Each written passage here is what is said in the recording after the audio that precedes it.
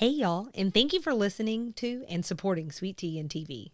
We've wrapped up season 4 and we're headed into season 5. But before we get there, we wanted to do a quick flashback of some of our favorite Sweet Tea and TV episodes of all time.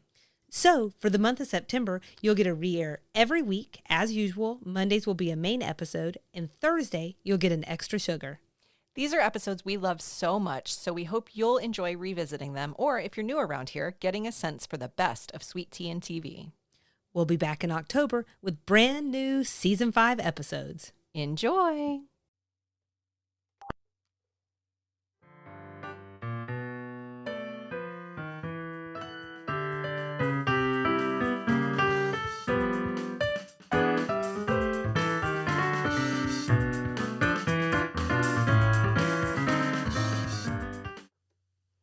Hi, welcome to this week's edition of Extra Sugar.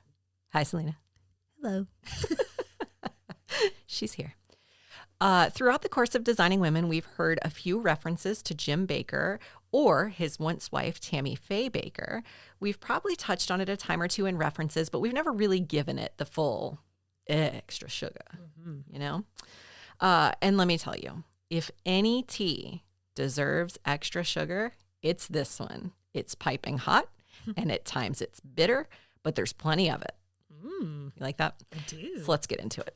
Okay, so to get us all on the same page from the beginning, the kind of too long didn't read version is that Jim Bakker is an American televangelist. So that is a person who uses media, usually either radio or TV, to promote Christianity.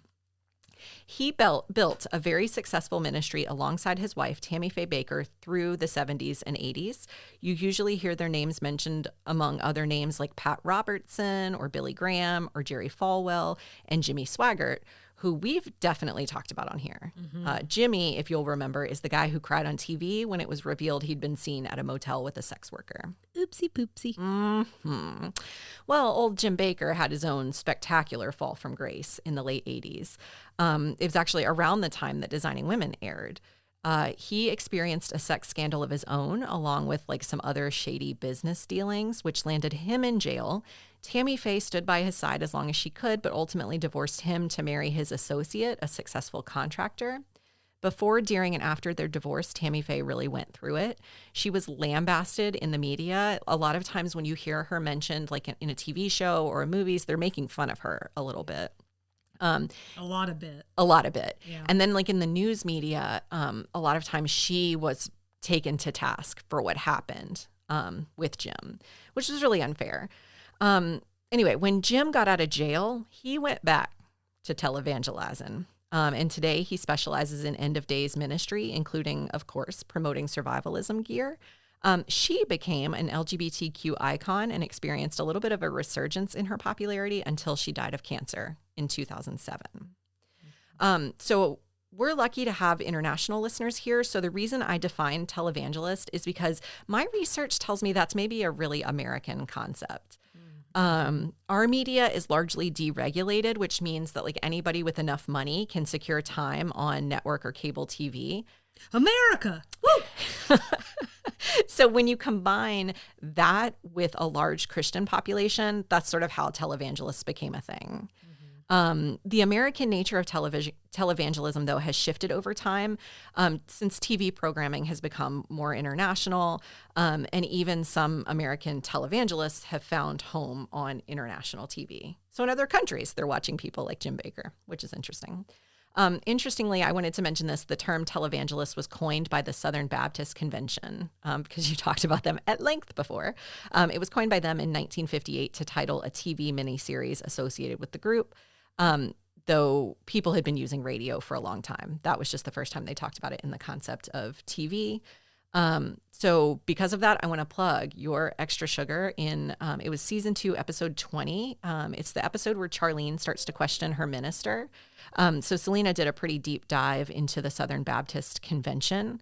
It's not duplicative of the segment I'm doing today at all, but they have sort of shades of similarity. So it's probably like a good companion piece to consider. So what I want to do with today's segment, now that we all know who we're talking about, is I want to share a brief history of the Bakkers, talk a little bit more about their rise and fall, and then I want to end with some thoughts about their respective legacies. Tammy Faye's in particular, like I mentioned a little bit earlier, took kind of a sharp right turn, in my opinion, after their marriage ended. And then I think sort of my last caveat to this whole segment is I think I really was going to just focus on Jim Bakker because he was the specific reference in the show. But I found myself so drawn to Tammy Faye's story, which is really ironic because I think that was sort of Jim Bakker's Achilles heel a little bit. It was like the Princess Diana Charles dynamic. Oh, sure. People loved her so exactly. Yeah, sure. So it's really kind of ironic. Very magnetic. She is. And so Selena and I were talking off mic, and I'm going to get into this in a second. I watched The Eyes of Tammy Faye, or Through the Eyes of Tammy Faye, in preparation for the segment, and she watched it too, separately, not related to the segment. So if, as I'm talking, anything comes up for you, feel free to jump in, because there may be things I'm not covering that you think are important. So first up, where did Jim and Tammy Faye come from? Well, he was born in 1940 in Michigan, and she was born in 1942 in Minnesota. Does that surprise you? I was very shocked when I saw that. That's covered in the movie. Like not in depth or anything, but it's definitely a part of it. And I'm like, well, where did those Southern accents come from? Because they're very Southern sounding. In the movie or just in life? I thought it was both. Really? You didn't think she sounded Southern in the movie? I have to tell you, I knew very little about Jim and Tammy Faye Bakker going into either this segment or the movie. I only know her eye makeup. That's pretty much the extent of what I know about her. And so I think I assumed, and just putting my cards on the table, I assumed kind of like a conservative Christian televangelism situation was going to be from the South. Sure. So when she started talking and all she had was that Minnesota accent, I was like, what is happening? Gosh, you know what? I wonder if something's happening where I feel that way so much that I am inventing a Southern accent in my head. Oh. But I really thought that, like, to me, it's very like, like sing-songy like Southerners are. It was, to me, I got a lot of, you betcha. Oh, for sure. True. Oh, yeah. A lot of Minnesota to me. So I was just surprised because that's not what I was expecting. Now, I did watch a couple interviews with her and like segments with her after, and I think that Jessica Chastain was playing the accent up a little bit. Well, I also wonder if things got muddled sounding from their time in the South. That's possible. Yeah. And we'll get into that in a second. They did spend quite a lot of time in the South. So I found a Chicago Tribune article that really spoke to Jim's childhood and upbringing because the movie didn't really talk about that at all from Jim's perspective because it's about her. So Wikipedia just gave his parents' names and then notes that he attended a Bible college in Minneapolis, and that's really it. So I almost took that to mean that was pretty much it, and really there's not much to see here. But because I'm committed to the cause, I went a little bit deeper, and I actually really am glad I did because I think it tells you a lot about this man and sort of why he would have been compelled to be a leader of a church and on TV, and like why he would want people looking at him and paying attention to him. So his grandpa Joe was a traveling Pentecostal evangelist in the early 1900s, but he did like fire and brimstone kind of stuff. So I read a couple anecdotes, like he would stop smokers in the street to tell them they were going to hell for smoking, like strangers. That's very helpful. And he also got a black eye evangelizing at a prison. In prison. And so like, yeah. So I don't know what he said to that guy, but probably something pretty not so great. So that's kind of the example that Jim's dad, Raleigh, was working off of later. The article says that Raleigh's beliefs, quote, bordered on eccentric. For instance, he claimed he saw angels on several occasions. And Raleigh's wife, who was Jim's mom, Fernia, she also sounds interesting. There were 4 children, including Jim. At the birth of her first grandchild, when she was 41, she told her son, Bob, so that was the oldest of her children, Jim's oldest brother, she wasn't interested in being a grandmother. So, like, get that away from here. When another one of her children had a leg amputated, she didn't care for him at all in the hospital because she said hospitals made her, quote, nervous. Jim was her 4th and final child, and to say that he was a disappointment sounds like an understatement. Allegedly, she sobbed at his birth because she wanted a girl. And so she wanted as little to do with him as possible. Hey, man, not every woman's maternal. I don't know. And I think that's fine. I think that it sounds like she was almost mentally abusive. It's fine to not be maternal. Yeah. It's, yeah. Fortunately, her parents lived next door, and I read some things that seemed to indicate that like his grandma was sort of that figure for him. Like she doted on him and offered him really a safe place to go. I think also some of that behavior may be more common than we think. Like wanting one gender kid or sex kid and getting another, and like maybe like you could have kept that to yourself, but you decided to share it for some strange reason, like, you know, stuff like that. And the other stuff might be a little weird. Or like if you have a neuroses about the hospital, like nothing's going to get you past that. So I'm not saying that's cool. I'm just saying I think people are super flawed, and and they might turn out a Jim Bakker. I don't know.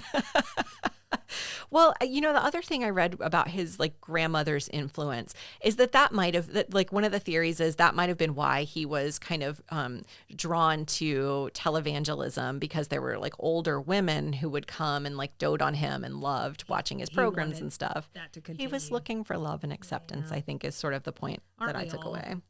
Man, aren't we? Different ways, but yeah. So anyway, Jim attended a Bible college in Minneapolis, which was affiliated with the Assemblies of God. So I almost glossed over that Assemblies of God bit because it just sort of feels like, I don't know, do you want to deep dive on the Assemblies of God, or do you want to talk about Jim Bakker? You know what I mean? Like there's only so many ways we can go. But I ended up just like looking into it a smidge just to make sure there wasn't anything relevant there.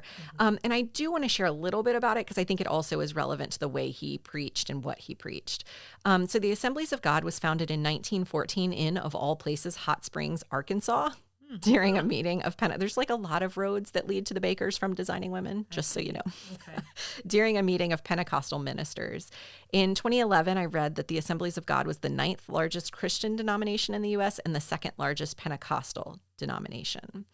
According to a Wikipedia page about them, the Assemblies of God holds to a conservative, evangelical, and Armenian theology as expressed in the Statement of Fundamental Truths and Position Papers. This is the part I want you to take away from this. It emphasizes such core Pentecostal doctrines as the baptism in the Holy Spirit, speaking in tongues, divine healing, and the second coming of Christ. It defines for itself a fourfold mission to evangelize others, worship God, disciple believers, and show compassion. So I wanted to share that because I think it kind of gives you some roots from where Jim and also Tammy Faye were preaching, because Tammy Faye also went to the same college that he went to. So her childhood sounds equally traumatic. She was born Tammy Faye LaValle to Pentecostal preachers, Rachel and Carl. They divorced after a couple of years, which was really frowned on by the church. So her mother, Rachel, didn't really have much of a relationship with the church for a bit. And this plays out a little bit in the movie. Though Rachel ultimately remarried to a man named Fred, which blended their families and made Tammy Faye the oldest. So again, to prepare for this segment, I watched The Eyes of Tammy Faye, which is a 2021 dramatization of a 2000 documentary about Tammy Faye. Oh, I didn't know that. Yeah. Okay. So that little bit at the beginning of the movie, she says, which I think will become more relevant later, she talks about her makeup and how it stays on. That was actually in the documentary. Okay. So the film's on HBO Max, which is where I watched it if you want to watch it. It was worth it. Probably should have been able to put that together. I guess I thought that was just it was an interview. It was. But I don't think I realized it was an interview in a documentary. Okay. It's very meta. There's a lot of layers to it. Meta. Totally worth watching it, though. So we just talked about this. Jessica Chastain played Tammy Faye. I thought she was really darn good in that role. I think I read something that like she said her eyelashes have not been the same. Oh, I didn't read that, really? Oh, God bless her. Yeah. Oh. Anyway, I brought up that film for a lot of reasons, but here because it includes a really jarring retelling of Tammy Faye's childhood. Yeah. So according to the film, her mother wouldn't allow her to attend church with the rest of the family because Tammy Faye was the product of a divorced relationship, which the church frowned on. And so like in the movie, it sort of shows that her mom was separate from the church for a long time. They finally let her back in because she plays piano and she's the only one who could do it. So Tammy Faye doesn't get to go to church with them because her mom doesn't want to get kicked out again. Tammy Faye has a very religious moment in the church in the film, and that's sort of where she started her relationship with God. But it was a sad childhood. Well, it's almost like they smelled the trauma on one another. Yeah. Right. And we're drawn to each other from that. And I think that happens a lot. Also, I don't know if you're just holding to mention it, so I hope I'm not whatevering you here, jumping the gun. But like Andrew Garfield as Jim Bakker. I think he does such a good job. I thought he was really good. I am not really going to talk about that at all. So no, you're not jumping the gun. Okay, good. I thought he did a really good job. I read a couple of pieces that indicated they didn't think he was all that great. really? They thought his accent was weird. They thought he overacted. See, and I thought it was great because Great. I think that's what they're known for. Yeah. Is really pumping up the drama. Yeah. So I disagree with that. I thought I it was did a great too. performance. I thought he was really good. I don't know that I would have placed that as Andrew Garfield necessarily. It took me a few minutes to recognize who he was. Really? Mhm. Okay. Yeah. Yeah. I think he's a really good actor. I don't think about Andrew Garfield all that often. I think about him either. every time. He's not really top of mind for me. Well, I also read that. I don't read. I also watched the show that he did about the Mormon church and the death. I don't know, the name's escaping me. So some friends and I were recently talking about that. So I think he is a little top of mind for me. Gosh darn it! I wish I could remember the name of that show. I wish I could help you. But anyways, yeah, I think he's really good. Anyway, so Jim met Tammy Faye in 1960 near the Bible college that they were both attending. They both worked in nearby retail spots. They married in 1961, which required them both to drop out of college since the students were discouraged from marrying one another. The film covers the early days of their marriage pretty well, including acknowledgement that Rachel, again, Tammy Faye's mother, didn't particularly support the union. One anecdote of sort of this early time that plays out in Bakker lore and also in the movie is that Jim shared with Tammy Faye how he came to God. So as he told it, he left church early one night, stole his dad's car, and went joyriding with a girl. He says he ended up running over a boy and promising to God that if he spared the boy, he'd dedicate his life to the ministry. So apparently Jim went on to retell that story in a few places, including his autobiography, but it's since been refuted, specifically by family members. So his cousin claimed the incident happened with him in the car, and that they don't remember a significant religious turnabout at that moment. But I'm sharing that not to call Jim Bakker a liar or, to question anyone's coming to God, but it's really just to say that that's a pretty seminal moment in their courtship, at least according to the movie, which I assume is based in this autobiography or this documentary. Yeah. So it must have been retold by her. Yeah. And so it's pretty jarring to me that the relationship, one, could have been built on a lie, and two, if he started lying in his teens about religion and religious roots, that seems questionable. And all of that, I do see what you're saying too about these reviews of his performance, because I remember that particularly being all right, calm down. Yeah. But I just assume that that's who he is. I think you're right. I think he's high drama, and I think that Jim Bakker, you mean? Mm-hmm. Yeah. I think that was his way of trying to enrapture people, and for some people that really works. For me, it would have been a huge turnoff, but we're just all different because it seemed very attention seeking, which I think really loops back to what you're saying about his childhood. And because I can't let a thing go, the thing that Andrew Garfield starred in was Under the Banner of Heaven, and now I'll take a breath. There you go. I did go and watch a couple of again, like I said, clips of Jim and Tammy Faye. Maybe someone who's more of this generation and has a stronger, clearer memory of Jim and Tammy Faye from this time would be in a better position to comment on how realistic their portrayals were in the movie. But based on every clip I saw, Jim is up here in terms of drama. So I think it was not over the top. I think that's just how he was. Right. Anyway, after their marriage and spending some time with Tammy Faye's family, they took off to become traveling ministers. And you sort of mentioned this a minute ago. They really traversed the Bible Belt and found their way to the South. So in particular, they developed a puppet show to preach to children. The puppet show was really successful and caught the attention of Pat Robertson, who was much younger at this time than I know Pat Robertson as being. Yeah. But he, at this time, had recently launched a Christian television station in Virginia. And so he asked the couple to come on and host their puppet show on the station. The station was the Christian Broadcasting Network. Jim did that for a few years before he became host of the daily news program, The 700 Club, which is what I remember Pat Robertson. I mean, he just recently stepped down, which I probably mentioned in a minute. But that's what I remember him from. So it was really weird to see him very young. I'm just excited to see if you mention it or not. Will she Me too. Will she not? Will she skip that paragraph? We'll see. Tune in. I struggled a little bit to validate the eyes of Tammy Faye's retelling of the roots of the 700 Club. According to the film, Jim pitched the show to Pat. Pat was really lukewarm about it, so Jim just like announced it during the puppet show to the delight of the audience, and that's how it started. Right, and there seemed to be some jealousy there. Yes, Yeah. there was a definite. You could feel there was a conflict there. Jim ended up hosting the 700 Club for a few years until he and Tammy Faye left the Christian Broadcasting Network under the guise of, quote, philosophical differences. But lots of other source material seems to indicate that Pat created a series of telethons to save the network in the early 60s when they were facing financial ruin. He called it the 700 Club because they were trying to raise the $700 of operating expenses for the network. And that is what morphed into the daily news show. So I don't really know. Maybe a little bit of all of it is true. But either way, do you want to say something? I'm just trying to stay close to the mic now.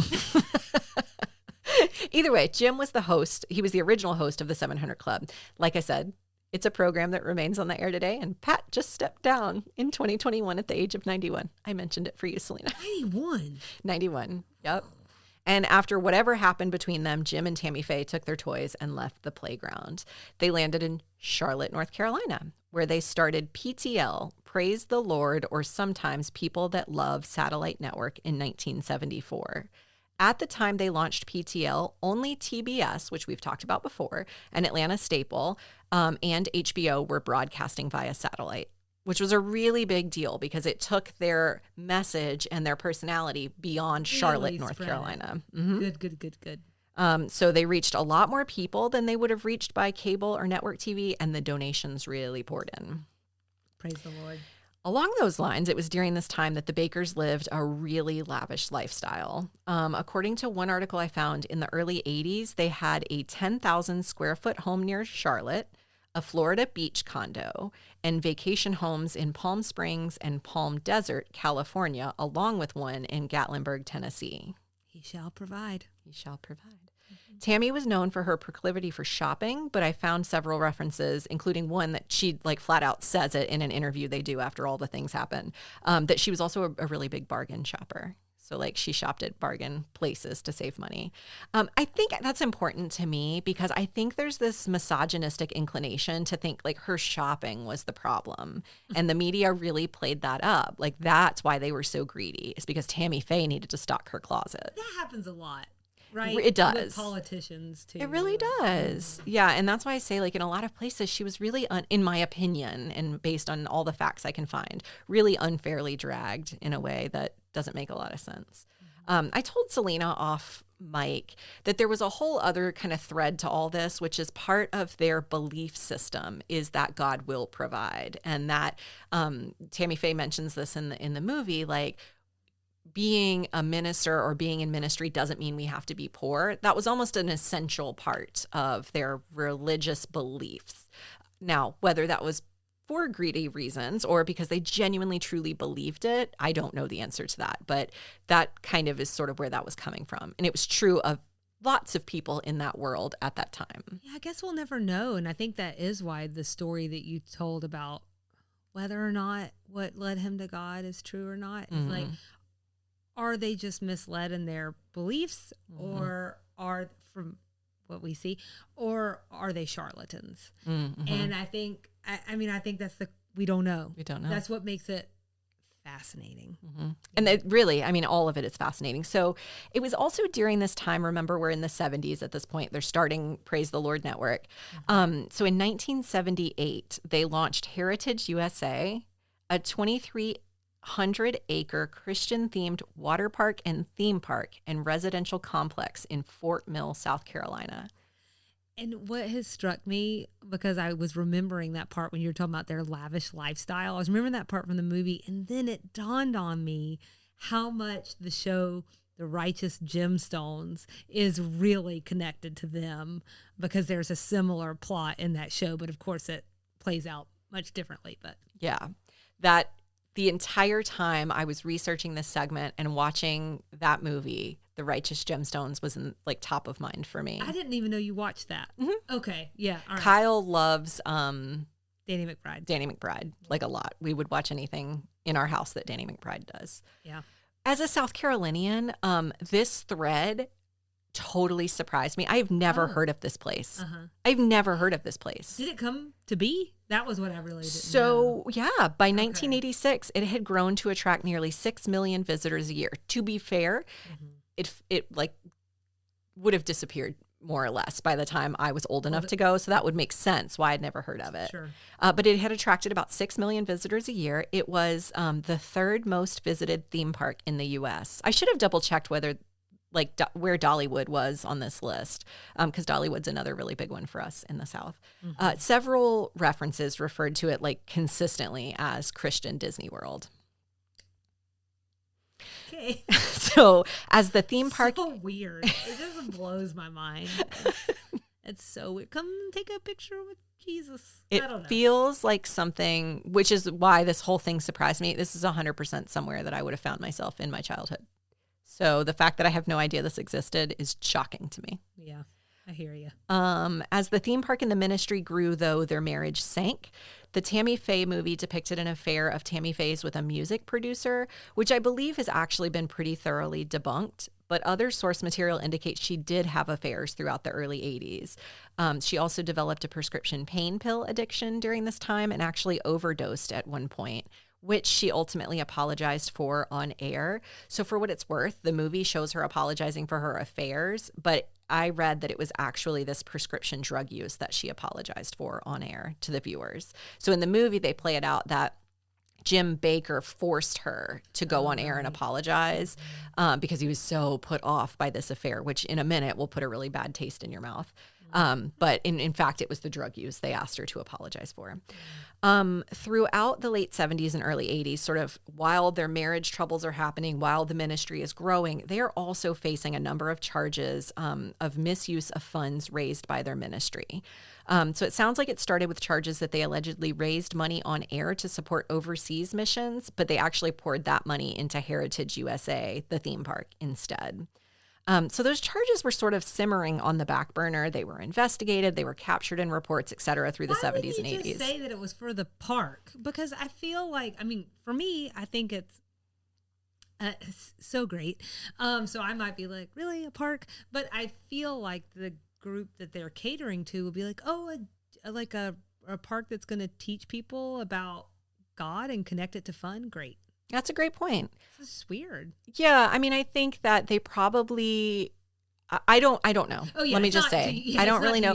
But I think there's something there. I think there's probably a rationale. I mean, there definitely is a rationale, but I think there's probably something to like not wanting to be seen as too ostentatious, not wanting to admit how much money they've poured into this park, because I think it was losing substantial amounts of money. And they needed people to believe it was successful to have them buying into it. Well, you know, like it's almost like they probably didn't have the right skill set to be able to do it. So even if it was attracting people and they were living these lavish lifestyles, and then they were probably supporting other things and people. Yeah. Okay.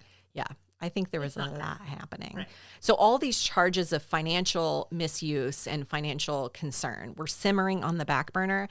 Then 1987 happened, and the news exploded that Jim Bakker had been accused by a church secretary of sexual misconduct. So as his marriage with Tammy Faye fell apart, he allegedly had a sexual affair with the secretary and then tried to bribe her for silence using ministry funds. What I wasn't able to figure out initially is why this came out in 1987. Their sexual encounter allegedly occurred in 1980. But in looking at another bit of their legacy, I think I might have at least found part of the answer. So, Selena, hold on to your hat. We're going to come back to that one. Okay. Either way, it was 1987. It was that report that brought everything crashing down. The secretary, who was named Jessica, claimed he was sexually inappropriate with her against her consent. He never denied their sexual encounter, as far as I can tell, but he did deny it was rape. He said it was consensual. It sounds like she's never agreed that it was consensual, but she did later say she was not comfortable using the word rape to characterize the event. Either way, no good, right? Right. Jerry Falwell, another successful televangelist who I mentioned a minute ago, he swooped in to save the day. The best. So you might recognize his name, if not as a televangelist, maybe as one of the founders of Liberty University, a private Baptist university in Virginia. Selena's making a face. One of my favorites. The school is affiliated with the Southern Baptist Convention. Liberty, under the leadership of Jerry Falwell's son, Jerry Falwell Jr., strongly embraced Donald Trump in the lead up to his presidential run and then following his election. So again, all of that could be a segment to itself. Super Christian. But I'm bringing it up here because I feel like to understand current conservative-leaning politics in our country, that really is a deep dive into big religion. The Bakkers were certainly a piece of that in the 70s and 80s, but it was folks like Jerry who had a lot more influence. So I want that you to have that context in mind as Jerry comes in and presents himself as the solution to Jim and Tammy Faye's troubles in 1987. Somehow an arrangement was struck that Jim Bakker would step away from PTL ministry and the network until the scandal blew over and that Falwell would take over. What the Bakkers didn't realize is that they would soon be entirely ousted from PTL by Falwell. As he stepped in, he realized the ministry was like severely in debt and bleeding money daily. This goes back to what I was just talking about. Additionally, further rumors came forth alleging Jim Bakker had engaged in a number of same-sex sexual encounters. So in May of 1987, Falwell held an hour-and-a-half-long press conference claiming the Bakkers unfit to return to the ministry for all these reasons, plus that they had allegedly made a number of unreasonable demands of Falwell as he tried to get them to reasonably step away from the ministry. So that played out in the movie as well, where basically he set them up to make these unreasonable demands. He said, we really don't want to just cast you out. We want to take care of you as you've taken care of our herd, basically. So you tell us what you need to live comfortably, and almost encourage them to like shoot for the moon, just tell us what we can give you. So Jim and Tammy Faye did, and he used that as evidence that they were greedy and super unchristian in their conduct. So he staged a coup and he took over. So the Bakkers went on a media offensive. They did a really noteworthy interview with Ted Koppel on Nightline. He claimed years later this was his number one interview in thousands of interviews. That said so much to me. Ted Koppel is like the news. Okay. Yeah. And he said that was number one. It's not because he loved the Bakkers or because he thought the interview was like amazing and, groundbreaking. It was because of public interest. He said he's never had more people interested in coverage of his than he did in this story. So all of this plays out in the Tammy Faye movie, and it is a whole thing. You can also watch the original version of the interview on YouTube. Okay. So all this drama really was leading to more scrutiny of the Bakkers and PTL's portfolio and finances. And in 1988, Jim was indicted on a number of charges, including wire fraud and conspiracy charges. Tammy Faye was never indicted. The trial itself brought its own fair share of drama. Again, I was going to skip this, and then I read a couple of these anecdotes, and I was like, holy moly, because I did jury duty last year, and if I had been in this courtroom, I would have enjoyed jury duty a lot more. So at one point, a longtime staffer of Praise the Lord Network fainted while testifying. They actually thought he died. They were saying that people were screaming for Jim to like pray over him because they thought like the people in the galley thought he could really save this man. Oh man, this must have been nuts. And then apparently Jim himself had a psychological break at one point in the trial, and it was paused for nearly a week. So he ultimately returned to the courtroom and testified, but it was all for naught. On October 5th, 1989, he was found guilty on all 24 counts for which he was being charged. He was sentenced to 45 years in prison and ordered to pay a $500,000 fine. He filed an appeal that the sentence was like way too long, and ultimately his sentence was reduced to 8 years. He served about 5 and was ultimately paroled in 1994. So while Jim was in prison, Tammy Faye filed for divorce, ultimately remarrying to Roe Messner. And so she became Tammy Faye Messner. He was the contractor, actually, who built Heritage USA. He himself was ultimately imprisoned for 2 years for bankruptcy fraud. There's just so much. So through all of this, I mentioned early, Tammy Faye was really dragged in the media. Mainstream press had long mocked her for her excessive use of makeup and wigs, not to mention her ostentatious style of dressing, which you were talking about Jessica Chastain's eyelashes. It really plays out in the movie. You see how her makeup morphs over time to kind of fit this personality. You say morphs, I was thinking escalates. Escalates, sure, that's good. So again, she was a lot of times blamed for all of this. But while Jim was being tried in court with actual like proof for his actions, people were speculating about her role in all of it, though effectively they both denied she had any knowledge of the situation. I think there's something to that, like people's willingness to blame her, contrary to evidence against him. It's certainly how it's played in the movie. Yeah. Right? You know, that I think like she does come across as the empathic one. She comes across as truly not knowing, and I think just being, I mean this in the nicest way possible, just ignorant. And I guess we'll never really know. Unless you're about to roll out some evidence, unless you've been doing some original reporting. And so I think that's at play, but I did want to add to just thinking back about the movie, and I was thinking particularly about Vincent D'Onofrio, and he plays Jerry Falwell. And one of the things that I really liked about the movie, I mean, we don't know what these conversations were like, right? We weren't there. Neither were the people who were making the movie. But I did like this way that she sort of pushes back on a lot of the sexism that's going on at the time. And it was very much so in the, you betcha, you know, kind of, because you betcha I'm going to sit at this table with all the men, and you betcha I'm going to sit here. That was such an amazing scene. I loved it. So she was really like that. It's really cool, because it was also just like, it just didn't dawn on her, as it shouldn't, that like, because there was definitely this underpinning, particularly, and this is one of the things that I talked about in the Southern Baptist Convention segments, like women are almost treated like children, and that they're to be seen and not heard. I kind of wonder, I think it did dawn on her, and I think that she played into that a lot. It's, as I was saying it, like she demanded to be at the table so much. Yeah. It is sort of, as we're talking, kind of hitting me. Okay, she was so sly. Yeah, I think she was really sly. Isn't the right word, because that sounds like I'm casting some sort of negative judgment. She was very, what's the word? Like she was on it. She knew the system. She understood the system she was in, and she was going to make it work for her. And in some cases, she was a lot more to the point, especially with Jim. Like, we are two halves of this whole, and if I'm not here, you're not here. I think with some others, she was a little more nuanced about it, but I think she knew what she was doing. Anywho, it sounds like she spent some time quietly alone, even after she remarried, because, you know, Mr. Messner was off in jail too. But by the late 90s and early 2000s, she had become more of a fixture in the press again. She was on that VH1 show, The Surreal Life. Do you remember that one? Oh, yeah. Yeah, she was on that. She did daytime TV interviews, the whole nine. She also really publicly battled cancer. In 1996, she announced she had been diagnosed with colon cancer. And in 2005, she announced it had spread to her lungs. And then she ultimately passed in 2007, just months after stopping treatments. In a YouTube rabbit hole that I landed at the bottom of, I came across an interview with her that was allegedly the day before she died, and it was intense. A person in late stages of cancer is, it's tragic. Tough, yeah.